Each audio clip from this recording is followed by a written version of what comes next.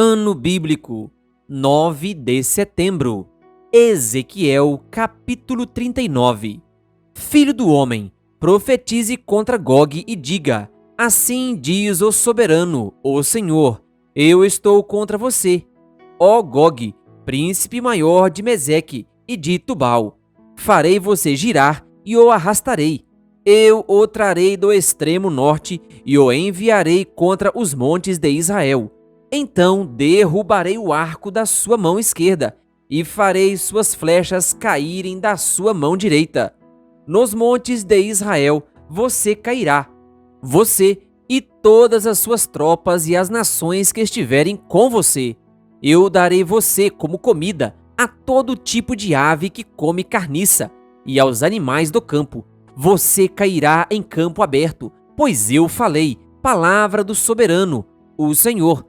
Mandarei fogo sobre Magog e sobre aqueles que vivem em segurança nas regiões costeiras, e eles saberão que eu sou o Senhor. Farei conhecido o meu santo nome no meio de Israel, o meu povo. Não mais deixarei que o meu nome seja profanado, e as nações saberão que eu, o Senhor, sou o Santo de Israel. E aí vem, é certo que acontecerá, palavra do soberano, o Senhor. Este é o dia de que eu falei. Então aqueles que morarem nas cidades de Israel sairão e usarão armas como combustível e as queimarão, os escudos pequenos e grandes, os arcos e flechas, os bastões de guerra e as lanças. Durante 7 anos eles as utilizarão como combustível. Não precisarão ajuntar lenha nos campos nem cortá-la nas florestas, porque eles usarão as armas como combustível. E eles despojarão aqueles que os despojaram, e saquearão aqueles que os saquearam. Palavra do soberano, o Senhor. Naquele dia darei a Gog um túmulo em Israel, no vale dos que viajam para o oriente na direção do mar. Ele bloqueará o caminho dos viajantes, porque Gog e todos os seus batalhões serão sepultados ali. Por isso será chamado Vale de Amon-Gog. Durante 7 meses, a nação de Israel os estará sepultando a fim de purificar a terra.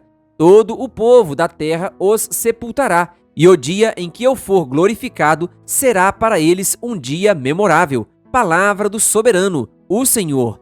Depois dos 7 meses, serão contratados homens para percorrer a terra e sepultarem os que ainda restarem, e assim a terra será purificada. Quando estiverem percorrendo a terra, e um deles vir um osso humano, fincará um marco ao lado do osso, até que os coveiros o sepultem no vale de Amon-Gog. Também haverá ali uma cidade, a qual se dará o nome de Amoná, e assim eles purificarão a terra. Filho do homem, assim diz o soberano, o Senhor, chame todo tipo de ave e todos os animais do campo. Venham de todos os lugares ao redor e reúnam-se para o sacrifício que estou preparando para vocês, o grande sacrifício nos montes de Israel. Ali vocês comerão carne e beberão sangue, comerão a carne dos poderosos e beberão sangue dos príncipes da terra, como se eles fossem carneiros, cordeiros, bodes e novilhos, todos eles animais gordos de Bazã. No sacrifício que lhes estou preparando, vocês comerão gordura até empaturrar-se e beberão sangue até embriagar-se. À minha mesa vocês comerão sua porção de cavalos e cavaleiros, de homens poderosos e soldados de todo tipo. Palavra do soberano, o Senhor. Exibirei a minha glória entre as nações, e todas as nações verão o castigo que eu trouxer e a mão que eu colocar sobre eles. Daquele dia em diante, a nação de Israel saberá que eu sou o Senhor, o seu Deus, e as nações saberão que os israelitas foram para o exílio por sua iniquidade, porque me foram infiéis. Por isso, escondi deles o meu rosto e os entreguei nas mãos de seus inimigos, e eles caíram à espada. Tratei com eles de acordo com a sua impureza e com as suas transgressões, e escondi deles o meu rosto. Por isso, assim diz o soberano, o Senhor, agora trarei Jacó de volta do cativeiro, e terei compaixão de toda a nação de Israel, e serei zeloso pelo meu santo nome. Eles se esquecerão da vergonha por que passaram e de toda a infidelidade que mostraram para comigo, enquanto viviam em segurança em sua terra, sem que ninguém lhes causasse medo. Quando eu os tiver trazido de volta das nações e os tiver ajuntado dentre as terras de seus inimigos, eu me revelarei santo por meio deles, à vista de muitas nações. Então eles saberão que eu sou o Senhor, o seu Deus, pois, embora os tenha enviado para o exílio entre as nações, eu os reunirei em sua própria terra, sem deixar um único deles para trás. Não mais esconderei deles o rosto, pois derramarei o meu espírito sobre a nação de Israel. Palavra do soberano, o Senhor. Ezequiel, capítulo 40. No início do 25º ano do exílio, no início do ano, no 10º dia do mês, no 14º ano depois da queda da cidade, naquele exato dia, a mão do Senhor esteve sobre mim, e ele me levou para lá. Em visões de Deus, ele me levou a Israel e me pôs num monte muito alto, sobre o qual, no lado sul, havia alguns prédios que tinham a aparência de uma cidade. Ele me levou para lá, e eu vi um homem que parecia de bronze. Ele estava em pé, junto à entrada, tendo em sua mão uma corda de linho e uma vara de medir. E ele me disse: Filho do homem, fixe bem os olhos e procure ouvir bem, e preste atenção a tudo o que vou lhe mostrar, pois para isso você foi trazido aqui. Conte à nação de Israel tudo o que você vai ver. Vi um muro que cercava completamente a área do templo. O comprimento da vara de medir na mão do homem era de 6 medidas longas, cada uma com meio metro. Ele mediu o muro, que tinha 3 metros de espessura e 3 de altura. Depois ele foi até a porta que dá para o oriente, subiu os seus degraus e mediu a soleira da porta, que tinha 3 metros de extensão. As salas dos guardas tinham 3 metros de comprimento e 3 metros de largura, e as paredes entre elas tinham 2,5 metros de espessura. A soleira da porta junto ao pórtico, defronte do templo, tinha 3 metros de extensão. Depois ele mediu o pórtico, que tinha 4 metros de extensão, e seus batentes tinham 1 metro de espessura. O pórtico estava voltado para o templo. Da porta oriental para dentro havia 3 salas de cada lado. As 3 tinham as mesmas medidas, e as faces das paredes salientes de cada lado tinham as mesmas medidas. A seguir, ele mediu a largura da porta. A entrada era de 5 metros e seu comprimento era de 6,5 metros. Defronte de cada sala havia um muro de meio metro de altura, e os nichos eram quadrados, com 3 metros de cada lado. Depois ele mediu a entrada a partir do alto da parede do fundo de uma sala até o alto da sala oposta. A distância era de 12,5 metros, da abertura de um parapeito até a abertura do parapeito oposto, e mediu ao longo das faces das paredes salientes, por toda a parte interna da entrada. Eram 30 metros. A medida era até o pórtico, que dá para o pátio. A distância desde a entrada da porta até a extremidade do seu pórtico era de 25 metros. As salas e as paredes salientes dentro da entrada eram guarnecidas de estreitas aberturas com parapeito ao redor, como o pórtico. As aberturas que os circundavam davam para a parte interna. As faces das paredes salientes eram decoradas com tamareiras. Depois ele me levou ao pátio externo. Ali eu vi alguns quartos e um piso que havia sido construído ao redor de todo o pátio. Nele havia 30 quartos ao longo de todo o piso. Este era adjacente às laterais das entradas e sua largura era igual ao comprimento. Esse era o piso inferior. A seguir, ele mediu a distância da parte interna da entrada inferior até a parte externa do pátio interno. o que deu 50 metros, tanto no lado leste como no lado norte. Mediu depois o comprimento e a largura da porta que dá para o norte e para o pátio externo, seus compartimentos, 3 de cada lado. Suas paredes salientes e seu pórtico tinham as mesmas medidas dos compartimentos da primeira entrada. Tinham 25 metros de comprimento e 12 metros e meio de largura. Suas aberturas, seu pórtico e sua decoração com tamareiras tinham as mesmas medidas dos da porta que dava para o oriente. 7 degraus subiam até ela, e o seu pórtico ficava no lado oposto a eles. Havia uma porta que abria o pátio interno e que dava para a porta norte, como também uma que dava para a porta leste. Ele mediu de uma porta à que lhe ficava oposta. Eram 50 metros. Depois ele me levou para o lado sul, e eu vi uma porta que dava para o sul. Ele mediu seus batentes e seu pórtico, e eles tinham as mesmas medidas das outras portas. A entrada e o pórtico tinham aberturas estreitas ao seu redor, como as aberturas das outras. Tinham 25 metros de comprimento e 12 metros e meio de largura. 7 degraus subiam até ela, e o seu pórtico ficava no lado oposto a eles. Havia uma decoração de tamareiras nas faces das paredes salientes em cada lado. O pátio interno também tinha uma porta que dava para o sul, e ele mediu desde essa porta até a porta externa, no lado sul. Eram 50 metros. A seguir, ele me levou ao pátio interno pela porta sul e mediu a porta sul. Suas medidas eram iguais às outras. Suas salas, suas paredes salientes e seu pórtico tinham as mesmas medidas dos outros. A entrada e seu pórtico tinham aberturas ao seu redor. Tinham 25 metros de comprimento e 12 metros e meio de largura. Os pórticos das entradas ao redor do pátio interno tinham 12 metros e meio de largura e 2 metros e meio de extensão. Seu pórtico dava para o pátio externo. Tamareiras decoravam seus batentes e 8 degraus subiam até a porta.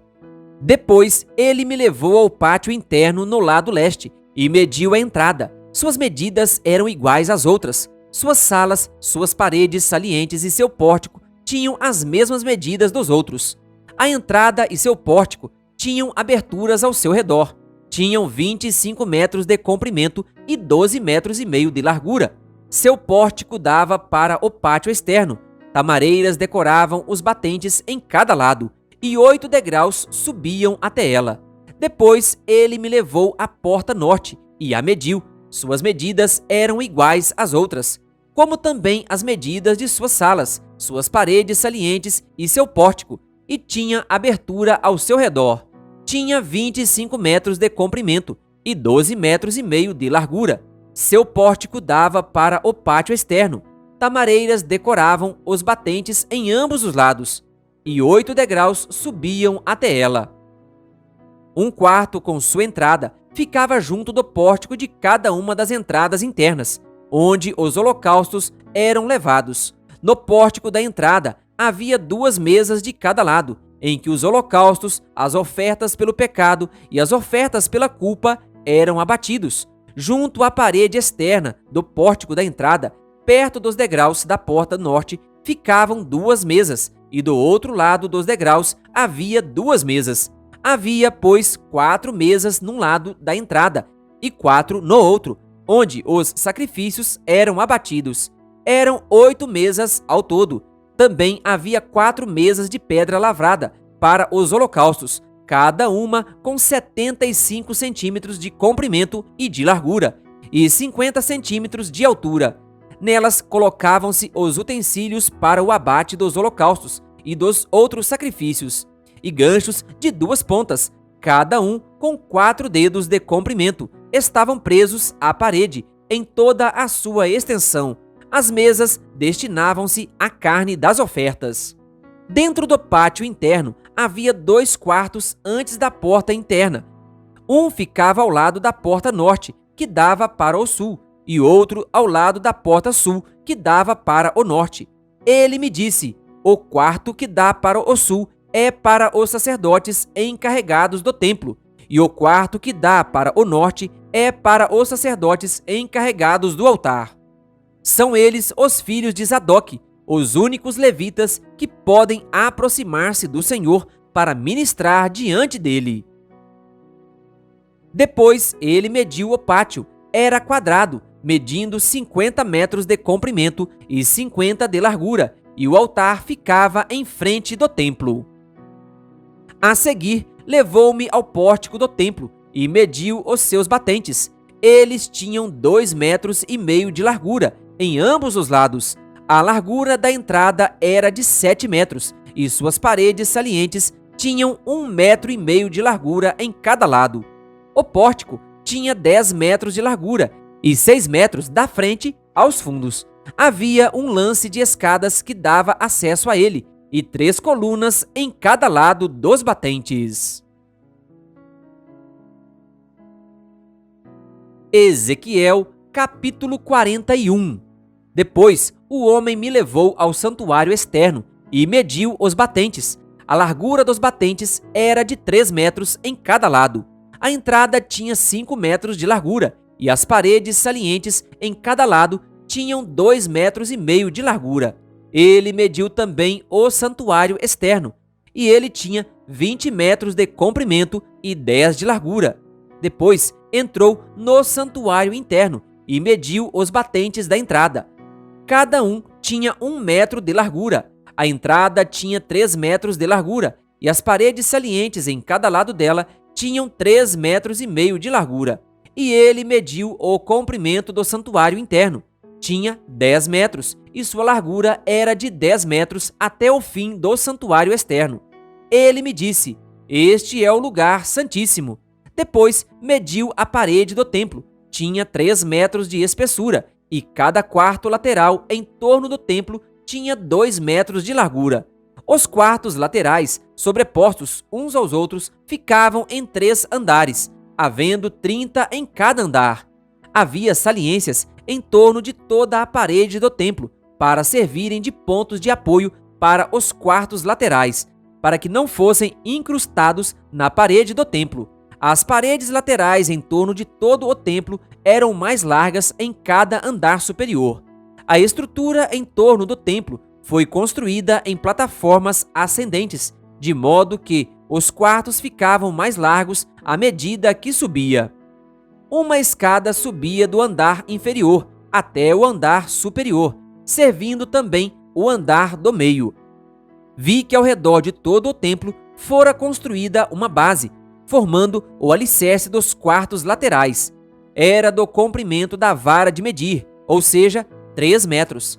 A parede externa dos quartos laterais era de 2,5 metros de espessura.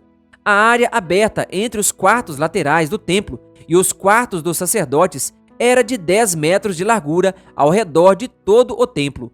Havia entradas para os quartos laterais, a partir da área aberta, uma ao norte e outra ao sul, e a base vizinha, a área aberta, era de 2,5 metros ao redor de todo o templo. O prédio em frente do pátio do templo, no lado oeste, media 35 metros de largura. A parede do prédio tinha 2,5 metros de espessura em toda a sua volta, e o seu comprimento era de 45 metros. Depois ele mediu o templo. Tinha 50 metros de comprimento, e o pátio do templo e o prédio com suas paredes também tinham 50 metros de comprimento. A largura do pátio do templo, no lado oeste, inclusive à frente do templo, era de 50 metros. A seguir, ele mediu o comprimento do prédio que ficava em frente do pátio, na parte de trás do templo, inclusive suas galerias em cada lado. Era de 50 metros. O santuário externo, o santuário interno e o pórtico que dava para o pátio, bem como as soleiras, as janelas estreitas e as galerias em volta dos 3, tudo o que estava do lado de fora, inclusive a soleira, fora revestido de madeira. Igualmente estavam revestidos o piso, a parede, até a altura das janelas, e as janelas. No espaço acima, do lado externo da entrada do santuário interno e nas paredes, A intervalos regulares, em volta de todo o santuário interno e externo, havia querubins e tamareiras em relevo. As tamareiras alternavam com os querubins. Cada querubim tinha 2 rostos. O rosto de um homem virado para a tamareira de um dos lados e o rosto de um leão virado para a tamareira do outro lado. Estavam em relevo ao redor de todo o templo. Desde o chão até a área acima da entrada, havia querubins e tamareiras em relevo na parede do santuário externo. O santuário externo tinha batentes retangulares e o que ficava em frente do Santo dos Santos era semelhante. Havia um altar de madeira, com 1,5 metros de altura e 1 metro em cada lado. Seus cantos, sua base e seus lados eram de madeira. O homem me disse: esta é a mesa que fica diante do Senhor. Tanto o santuário externo quanto o Santo dos Santos tinham portas duplas. Cada porta tinha 2 folhas articuladas, e nas portas do santuário externo havia querubins e tamareiras esculpidos em relevo, como os que haviam nas paredes, e havia também uma saliência de madeira na frente do pórtico. Nas paredes laterais do pórtico haviam janelas estreitas, com tamareiras em relevo em cada lado. Os quartos laterais do templo também tinham saliências. Querido ouvinte, que a graça e a paz de Jesus estejam com você. Se inscreva no canal e ative o sininho das notificações. Canal O Bom da Bíblia, compartilhando a Palavra de Deus.